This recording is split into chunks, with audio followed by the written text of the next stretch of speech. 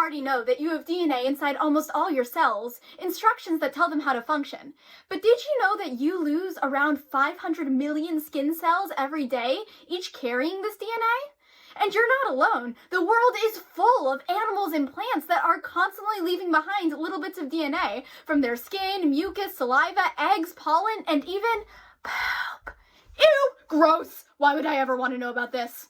Well, I'll tell you why. It's because all that DNA gets mixed up in the environment, getting into soil, water, and even the air. It's called environmental DNA, or eDNA, and what scientists can do is use this eDNA to discover amazing things through a process called eDNA Metabarcoding.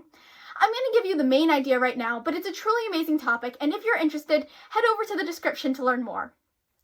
Okay, so you're a scientist on the hunt to find rare kinds of birds, like the rufous-headed hornbill, birds that are so rare and so shy that they're hardly ever seen. But you heard a rumor that some of these birds were spotted in a particular forest, so you collect a soil sample, which has eDNA, genetic material left behind from a bunch of different species. The first thing that you're going to want to do is go on your computer and make a huge list of every species that you think could possibly have DNA in that sample.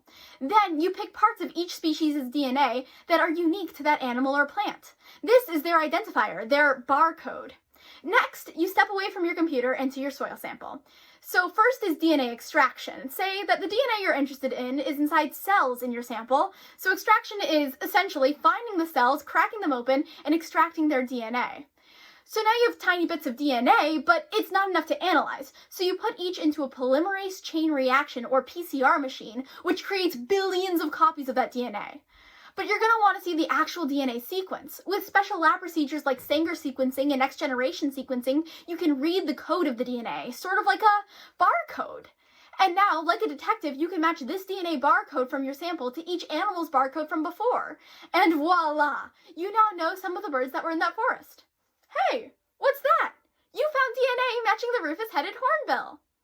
So why does this matter? Well, as climate change threatens the existence of so many species, it's more important than ever to track biodiversity. Using this method just a few years ago, scientists were able to find evidence that a species of frog presumed extinct is actually still alive.